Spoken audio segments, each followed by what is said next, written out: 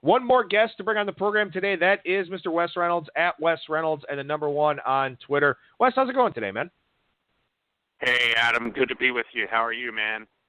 I'm doing well. Appreciate your time, as always, here. I know it's a very busy time of year for you with the high volume that you play in all the other sports, and then also college basketball getting underway here in a couple of days. How prepared are you for that? Yeah, I've been actually working on the conferences this week.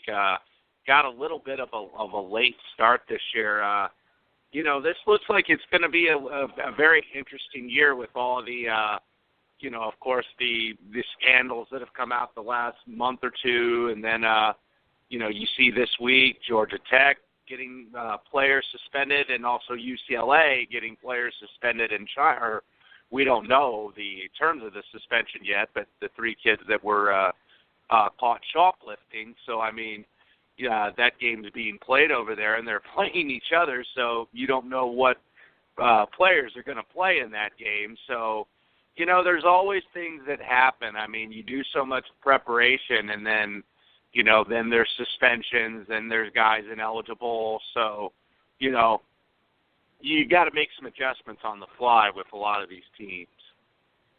I know you're a Big Ten guy. I know you're a big Indiana fan. When it comes to college basketball early on in the year, because like you said, I mean, if you get a late start, you've got 351 teams to try and figure out. And of course, not all of them have line games early on, so that's a little bit misleading. But you've probably got 160 to 180 teams, if not more, maybe 200, that you need to have some kind of pulse regarding coming into the season. Do you try to specialize in what's close by? Do you try to look Missouri Valley, Big Ten, Horizon? Do you sort of try to narrow your focus early on? Yeah, a little bit. I mean, because, some of these teams, they're not going to put games up right away. They're not going to,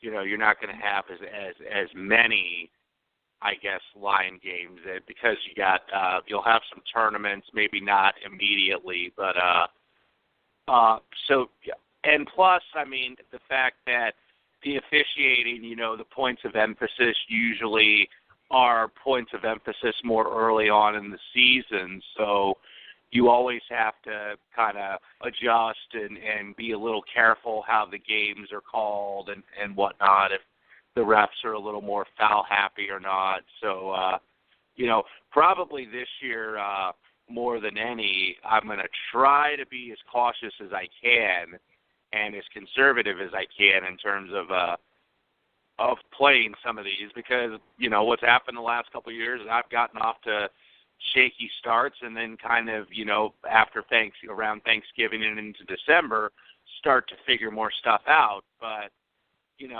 really probably want to be a little more cautious this year than usual, I think. Now, I think it was last year, and you can correct me if I'm wrong, that they changed the shot clock, went down to 30, and there was a lot of consideration regarding that, especially with totals. A lot of people just not really sure what to expect. And, of course, you mentioned the points of emphasis when it comes to fouls and foul fests at the end of the games and all that type of thing. Are there any big rule changes for this year? Because I'll admit I haven't paid too much attention to college basketball as of yet with football and NHL and all that going on. Are there any big rule changes that could have a significant impact in the market here early on? I really haven't seen a ton. I think they're doing a couple, but I don't think that they're as pronounced as the ones in years past in terms of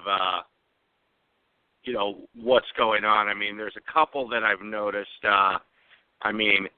The coaching box has been enlarged, so no one's going to get a lot of technical fouls.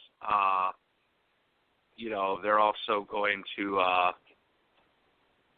I believe, the play can be stopped, and an official can go to a head coach. And there was something like that. I'm trying to remember from memory, but nothing really, I don't think, that's as big as maybe it was a couple, years ago or last year. But I haven't seen a ton that really jumps out at me right now. All right, well, we'll see how things progress when it comes to college basketball, and I'm sure we'll talk about it more here in future weeks. But let's go ahead and touch on the NFL, and we'll do what we've done here over the last few weeks and start with this Thursday night game between Seattle and Arizona. Seattle laying a big number, especially for a Thursday night short week game on the road. They're favored by 6 at DSI, minus 0.5 on Seattle, 6 at the Greek, 5.5 at Pinnacle and Bet Online. So, a lot of numbers sort of sitting there on 6, 5.5, number open 6.5, so it has come down a little bit. But, Wes, I mean, I don't like Arizona, obviously, with Drew Stanton at quarterback and Adrian Peterson coming off of a career high in carries last Sunday with 37. Now the quick turnaround for him. I don't like Arizona, but, man, I don't know how you can justify laying a heavy price with Seattle here, not just on a short week, but with Seattle in general. Yeah, I'm kind of determining if I want to do anything with this game. I mean, the situation, I think, calls for Seattle. I mean, and kind of that short-term market fluctuation, because you did have Arizona, did go and win and cover in San Francisco. Weren't very impressive in doing so, and San Francisco really had every chance to kind of stay in that game, and just weren't able to do it, just kind of because of their own mistakes. But Seattle, that result, I mean, I did not bet Seattle last week, but that result really surprised me in the fact that they were getting some pretty sharp money in the market, and they never had a chance. I mean, that number went through the 7, and just never were really threatened to cover, and something's up with that offense. I mean, you look, and they were able to put up a bunch of points on a kind of a battered Houston defense. You had a Redskin defense that had quite a few injuries too, and Seattle was just able to do nothing. I mean, if you say, like, gun to head, what are you going to do? I would probably lay the points with Seattle, but, it might be a little bit better to go with a teaser with them and tease them with some kind of other game on Sunday, because I think that they should win the game, but, it's tough to lay close to a touchdown here.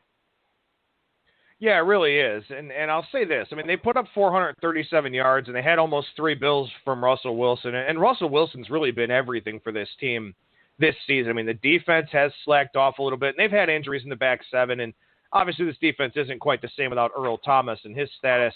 Very important here for this Thursday night game. But it's really hard when, you have trouble establishing a running game. Jimmy Graham has not been a good fit for this team. I mean, not that Max Unger has been phenomenal for New Orleans or anything, but Jimmy Graham just hasn't fit here. It's just been one of those square peg, round hole situations. Doug Baldwin's a great route runner, terrific receiver, but him and Wilson sometimes have a hard time being on the same page. Like you said, something just isn't clicking with this team. And one of the dangerous things about the NFL is that we've seen Seattle do this before, where they've gotten off the slow starts. I think the one year when they got to the Super Bowl, they started 3-3, and people were kind of looking at them going, what the hell is wrong with this team? And then, of course, they put it all together. I think there's that sentiment out there in the market that this team will put it all together, but I certainly wouldn't bet on it this week. I think you hope that Seattle plays poorly here and then come back on them in Week 11 on Monday night against Atlanta, because Atlanta is a team that I think could be in line for some difficulty there in that spot, especially if Seattle can get healthy with the extra rest. Yeah, I think so too. And then a lot of the things with Seattle, and we've talked about this in the past, I think it's been offensive line based. I mean, Russell Wilson has really had to make, a lot of plays and really put even more burden on his shoulders. I think with the fact that they haven't been able to get the running game at least consistently. I actually thought that they might trade for a running back, for some more depth in the trade deadline, and they never did. Now, they did get Dwayne Brown from Houston, which you think, should help the offensive line. Of course, he was a long-term holdout for Houston, and then I believe played a game, and then they traded him to Seattle. But I think that's really been their kind of, I guess, setback in terms of offense has really been based with that offensive line because, Wilson seems like he's under pressure all the time. And, there would be designed runs where they want to get him out of the pocket and on the move. But a lot of this time, stuff getting out of the pocket and being on the move is because the offensive line hadn't been able to really protect him very well. So, tricky spot here. I mean, if you're doing something with it and don't want to lay the spread, probably teaser, or if you like to do a money line parlay, which I don't like to do a lot of those in the NFL, would probably be the way to go because I think they win the game, but it's a very tricky line and a very, I think, scary spot for Seattle. And one last thing about this game, and I don't know what your take on this is, but generally speaking, you're going to see sharp money come in on the Thursday home dog, especially one of this size. We've already seen it a little bit. Numbers guys kind of grabbing those 6.5 and 6s at some books. As I said, it's down to 5.5 in a place like Pinnacle, which is a pretty good indicator of the sharp segments of the betting market. I'm curious, though, like, how much further is this number going to go down? How much more sharp investment are we going to see? Because the public in a standalone game is going to take Seattle. I don't think they're going to be too concerned with the problems that you and I have addressed here. So I just wonder how far down this goes for somebody that may be interested in like a Seattle money line parlay with, one of the NBA primetime games or an NHL card on Thursday night. I'm just curious to get your thoughts on where you think this number goes, if anywhere. Yeah, I'm not sure it's going to go down a lot farther. I mean, I think your assessment's right in terms of, the public is going to take, they're going to take the team, not necessarily the number. They don't care if it's 5 or 6. I mean, if they like Seattle, they're going to take Seattle, no matter what the number is. But I don't see this crashing, down to 3 or 4 or anything like that. But I certainly don't anticipate it going up to 7 or anything like that. If you're Arizona people, kind of waiting for maybe some value out there or waiting for a 7, I don't think you're necessarily going to see it. So I think it's going to stay in this probably 5-6 type range. I don't see a ton of movement here. All right, let's go to Sunday, game 251, 252, first game on the board. The Minnesota Vikings, off of a bye, take on the Washington Redskins, off of what effectively amounted to a walk-off win in Seattle. So this is not a great spot for Washington, going northwest to the East Coast, Minnesota off the bye. We've seen the market steam bye-week teams with regularity. We talked about that last week. We'll talk about it again the week before that. We've talked about it pretty much every week that we've had bye weeks. This week, though, we're not seeing it, and in fact, we're seeing money on Washington. Now, it's not a significant move to go from 2.5 to 1. There are a couple of 1.5s. There's one pick'em out there at 5 dimes. But, Wes, does this line move surprise you at all?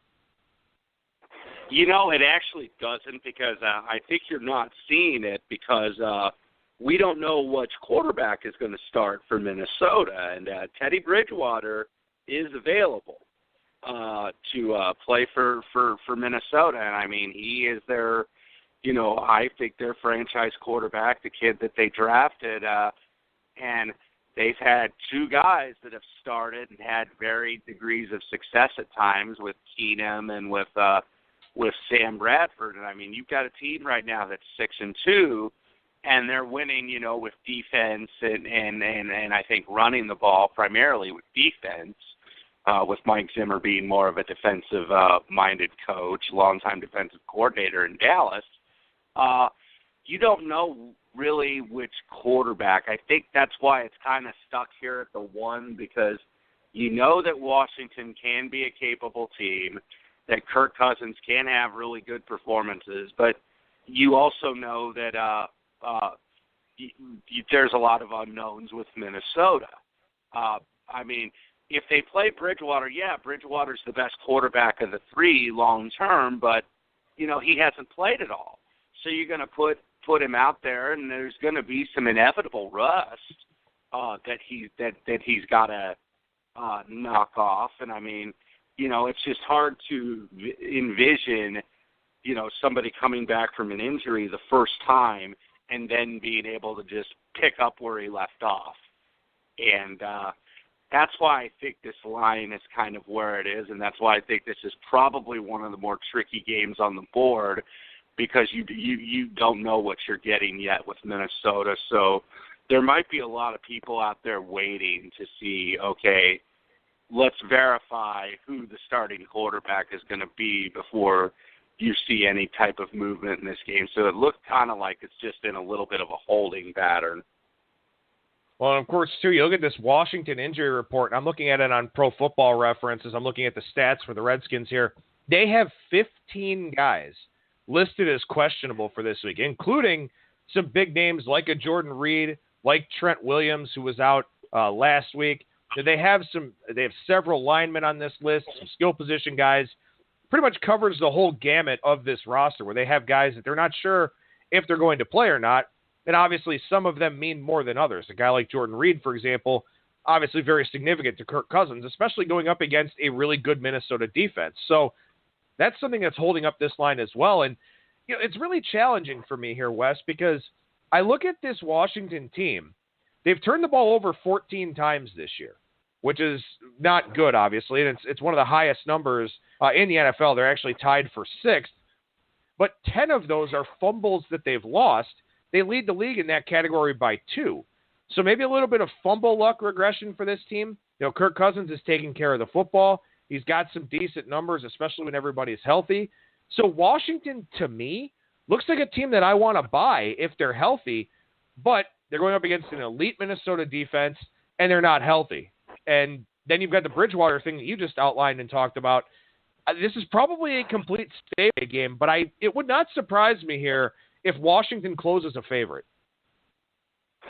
Yeah, I think if you like the Redskins, the best thing to do, I think, would probably be to try to tease right now when you have some 1.5s out there, and maybe can tease it to 7.5 or 8, because this game strikes me as a one-score game, maybe either way, but it's not a game that I'm willing to really go to a window to bet, either side in terms of just the traditional beating the 11 to 10. I think that there are maybe other spots on the board to try to do that rather than this game. And it's tough. I know you're in the Super Contest, and we touch on this every time that we have a segment. You'll actually be filling in for Sports Cheetah here the week of Thanksgiving with the Super Contest segment, assuming it still all works out with your schedule. But we're running into this problem again, where we've got 4 teams on a bye. We're not playing the Thursday game. This game looks like it's a major question mark. Pittsburgh's laying double digits on the road in Indianapolis. Detroit's laying 12.5, 13. The Rams are laying 11. New England's laying 7.5 on the road against Denver. Carolina's laying double digits at some shops against Miami. And then Mitch Trubisky's Chicago Bears are laying 6 against Green Bay. And you sort of look at that game and you go, well, this is kind of crazy. And then you think a little bit more about it and you go, okay, maybe it makes sense because of what we've seen from Brett Hundley.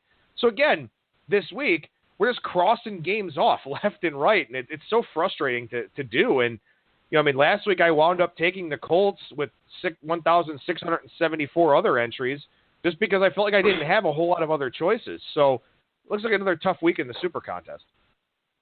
Yeah, and I did the same. I did the same thing with the Colts game last week. I'm thinking, okay, they're 6 and they're 13, and usually, you're not going to get as many of those spots as you may be used to in the Super Contest where you could really pick off stale numbers. But at the point where it's a touchdown difference, it's like, you know what? And I think we had a conversation about this, and I was like, if it's that big of a discrepancy, I guess I got to take my chances. If I get egg on my face, I get egg on my face. So I went ahead and did that as well. But yeah, the lines I think are kind of all over the place this week, and I think you have to kind of hold your nose on some of these spots and just go ahead and kind of take the plunge and almost like hope for the best. Well, we'll move down to game 269, 270 here between Dallas and Atlanta. And this one at Bookmaker opened Atlanta -3, -25. Now it's +3. minus 101 or plus 3 minus 119 on Dallas, So Dallas has been the sharp side here early on in the week. A couple of books, BetOnline and 5 Dimes, have actually made the leap down to 2.5. Matchbook and Exchange not available to U.S. players, also at 2.5, which is one of the sharper markets that's out there. So it's been a steady stream of Dallas money, and this is not a surprise to me. I was actually surprised with where the opening number came out, more so than the movement.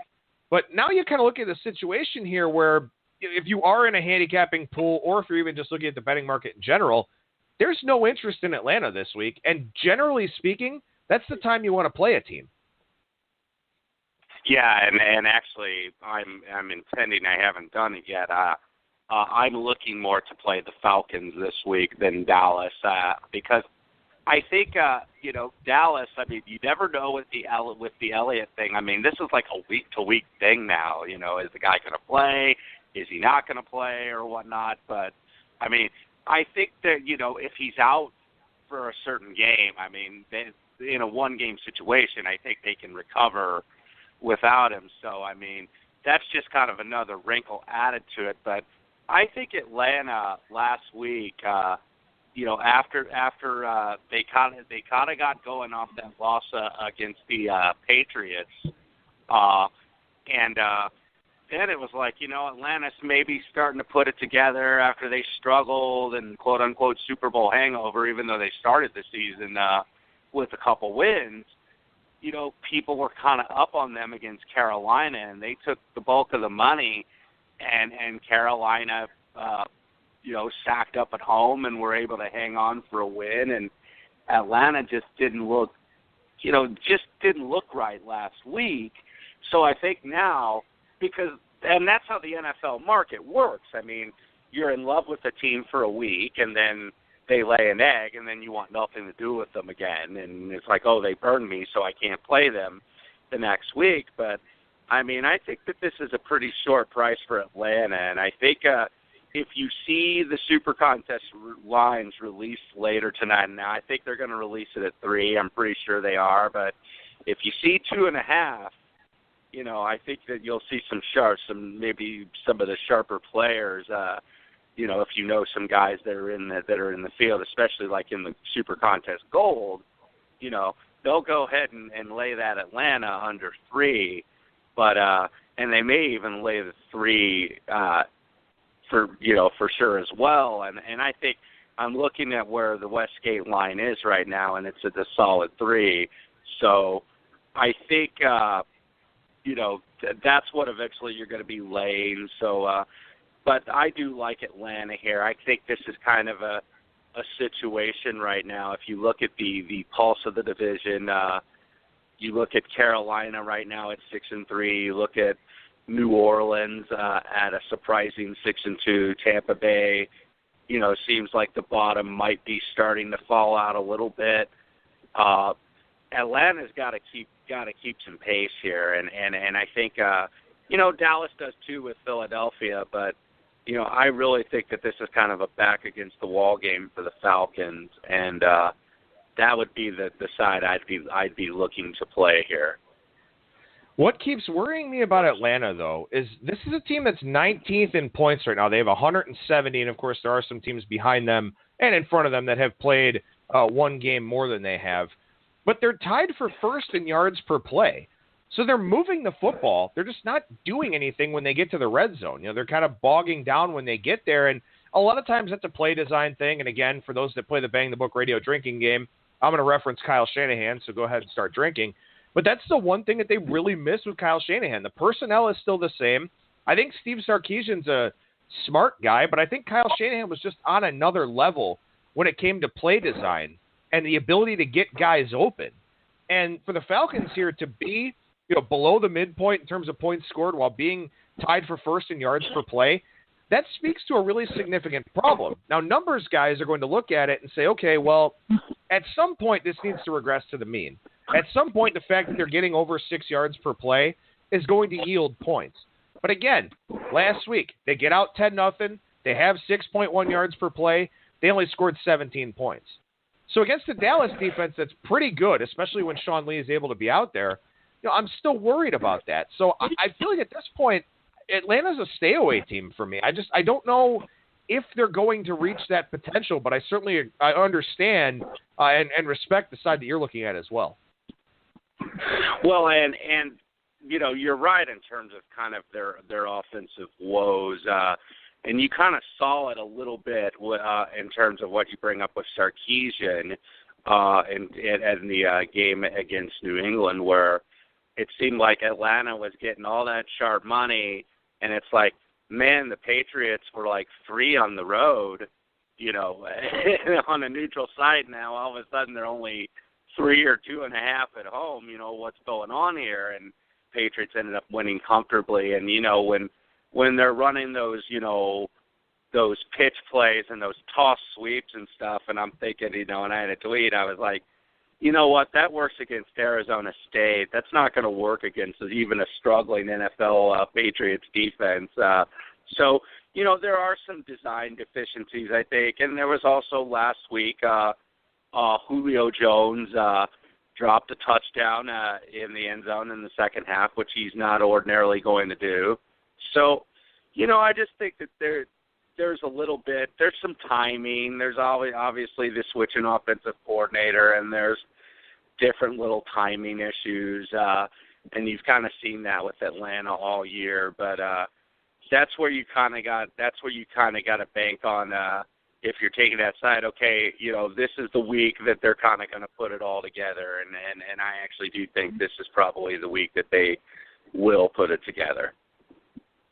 All right, let's shift gears to the hardwood here for a few minutes. I want to talk some NBA with you here, Wes. And like I mentioned in our notes before the show, everybody except for the Chicago Bulls has played at least 10 or 11 games here so far this season. The Bulls won't play their 10th game until Friday, and quite frankly, they really don't need to play another game the rest of this season here because they're just one of the worst teams in the NBA.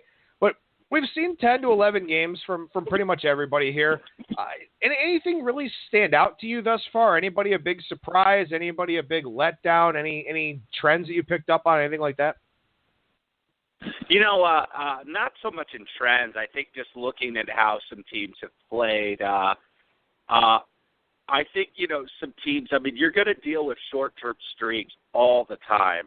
We kind of saw it with Minnesota a couple weeks ago, and it was like when they had gotten off to a bad start because they get that big win at Oklahoma City, and then they come home and Indiana shoots about 67% on them at home, and then the next night they have to go on the road to Detroit, and they get beat pretty handily. But then they really haven't lost since. Now they're 7-3, and it's like, okay, everything's right with this team, and so there's going to be some surprises. It's still so early in the season. I'm a little surprised to see Detroit 7-3. I'm surprised to see Orlando 6-4. Just kind of looking at the board tonight, I'm surprised that the Knicks are 6-4. They've been able to win a lot of close games. They were able to come back Sunday night against the Pacers, who had them down double digits, and Charlotte had them down double digits going into the fourth quarter. And all of a sudden, the Knicks come back, and I think this is,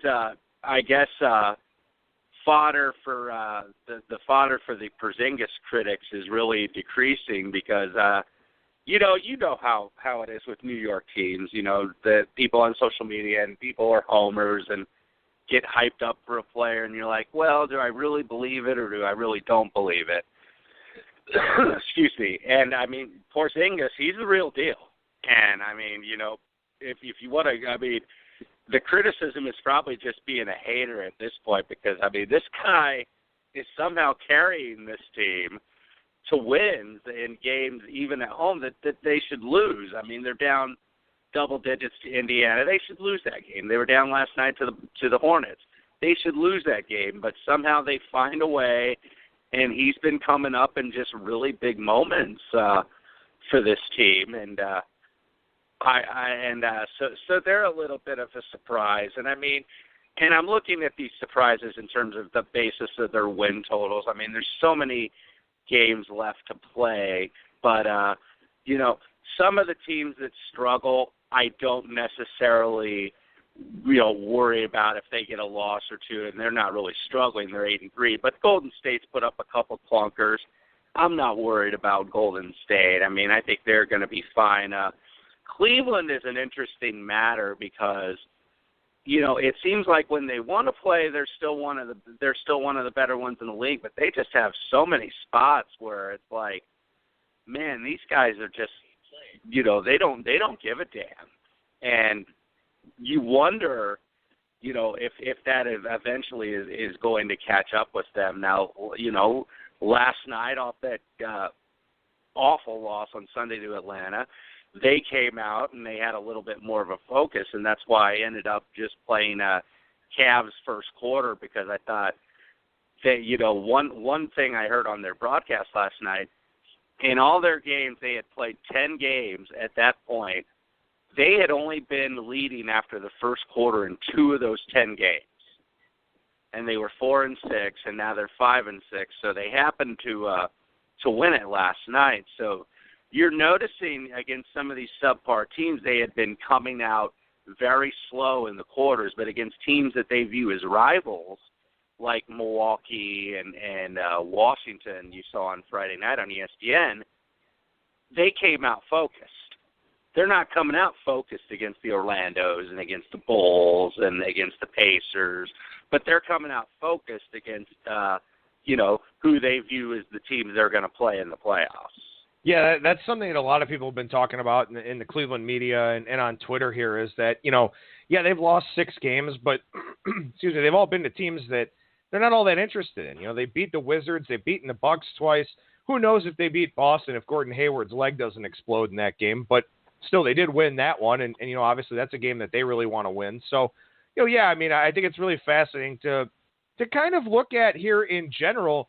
The Cavs they know that if they make the playoffs, they're the favorite to win the East. Golden State, Golden State doesn't lose 3 games out of 11 very often, but their motivations have changed a little bit here this year. I'll be really curious to see what that Cavs-Rockets number opens up here later today for tomorrow's game, which will be on TNT. But I do want to touch base with you on a couple of interesting home road splits here, Wes. You mentioned the Knicks. 5-2 at home, so they played 7 games at the Garden, 1-2 on the road, so only 3 games away from home. Is that something you look at here early on in the season, is some of those big disparities of home games versus road games? I mean, the Rockets have played 9 on the road, only 4 at home. 7 on the road and 4 at home. The Jazz, 7 at home, where they're 4-2, but they're 0-4 on the road. Is that something you look at, in terms of looking for some betting angles, or is the sample size just too small? It is, I think, something that you can look at. I mean, and especially for shops that progressively maybe update their season win totals throughout the season. Not all of them do, of course. I mean, it was just they kind of stick with the number, but some of them they will adjust progressively as the season goes along for maybe people that didn't step into that water before the season. But that's an interesting thing with New York. I mean, that they're able to win these games at home, but you look at them on the road. I mean, they've only played 3 of 10 games. So when you look at a season win total, it would probably be adjusted up from, I think they might have closed 30 something, very low 30s. Maybe they adjust that up to 33 or 34 or something, and then that's the time to get in, perhaps on the under if you don't trust these guys on the road. But some of the home court advantages I think have rung true that we talked about early in the season. I mean, you look at Utah, they're 5-2, and they've actually lost their last 2 games. They started out 5-0, and then they lost last night, of course, to Philly. I mean, Utah's always going to be a tough home court, and same with Denver. I think they are also they're 4-2 at home. Those are tough. We've talked about that before in terms of the travel angles, proximity to Las Vegas, the altitude, how good they've been at home. So I think, when you're looking at some of these angles, I mean, you have to look at different spots in terms of, different streaks. I mean, you usually like to play with streaks and not necessarily against streaks, but I mean, you're going to see some spots where bad teams are going to cover. I go back to Monday night with Atlanta getting 8 at Boston, and I also had them first quarter and first half. Boston was on their third road game in 4 nights. Those still exist, despite the fact that they started the schedule earlier, and they're trying to make the schedule easier for these teams. And Boston had gotten 2 road wins, and now returning home, this was going to be their last game on the trip before they went back home, which they start tonight against the Lakers. And Brad Stevens really experimented with a lot of, some different lineups. I mean, he had played 10 guys in the first quarter. And I'm like, okay, what's he kind of doing here? I guess he's kind of maybe using this as an experimental because that Atlanta is down on talent this year, but that they're at least well coached and they're going to play hard, and they at least had some confidence getting that win and holding on Sunday in Cleveland where they were pretty much the wire-to-wire leader. So, I mean, you look at spots like that, and then there was a spot, Sacramento last night, plus 11. I ended up taking them and ended up cashing a couple tickets on that game, but Sacramento is really, really bad. So, I mean, they are a total hold-your-nose team. I mean, I don't know who's worse. I think the Bulls at least play harder in terms of, teams that are in the bottom here, but and same with Dallas. But Sacramento, they don't have the worst record, but they're probably the worst team I've seen by a decent margin. One last thing I'll ask you about here for this week, Wes, is that you talked about it a little bit there in terms of running down some of the bets you've made, playing full games, first quarters, first halves. You like to do a lot of that derivative betting, live stuff, quarter betting, half betting, things of that sort. Is there anything you've picked up on here early on in the season, a substitution rotation thing, maybe a team that just doesn't have depth where you're kind of, picking on them game after game in the derivative market? Yeah, I mean, Sacramento, I think, is one of those teams that you can always do. If you look last night, I mean, they were down. The thing is, you got to project which quarter because they are always going to have one quarter that is an absolute real lemon throughout the game. I think that they've had one every game. Last night, you looked, and it was 25-10 for Oklahoma City after the first quarter, and then the Kings win the second quarter 32-16, and they're going to be competitive in other quarters, but there's always that one quarter, I think, with Sacramento where it is just a disaster, where you'll see them score single digits or you'll see them lose a quarter at some point by 20 points. And it happened last year, and it seems like it's happening again. But in terms of, short-term trends, I mean, I really, I kind of evaluated, I guess, a little bit game by game and, looking at the market, trying to just pick up some tells. I mean, it's nothing, I guess, that I've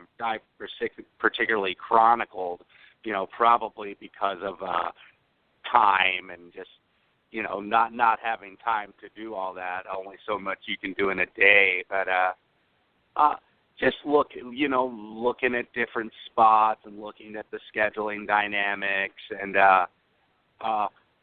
trying to see if you can capitalize on a team that's won a couple national TV games. That's what I actually did with Memphis last night going against Portland. Portland is off 2 really super close wins. They, of course, had that TNT game where they beat the Lakers, and then Damian Lillard hit that 3 to win it. And then they had the NBA TV game on Sunday, I believe, where they held on against Oklahoma City late after they had a decent lead, and Oklahoma City came back, but they were able to hold on late in the fourth quarter. And, and that game last night, Memphis, I mean, they looked like the side because, how many times can you keep winning these close games all in a row? So, that might be something I look at tonight with Orlando, who has lost, of course, a couple straight off their hot start. But you've got the Knicks, who have won all these games at home. So, I would be looking to kind of play against that because, of course, the hype's going to be on the Knicks. So I would be looking to play Orlando tonight and just keep looking for those situations because that's what's going to pop up. Great insights on today's show from Wes Reynolds. You can get the same from him on Twitter at Wes Reynolds and the number 1. Wes, always a treat, man. Thank you so much for joining me, and I'll talk to you again next week.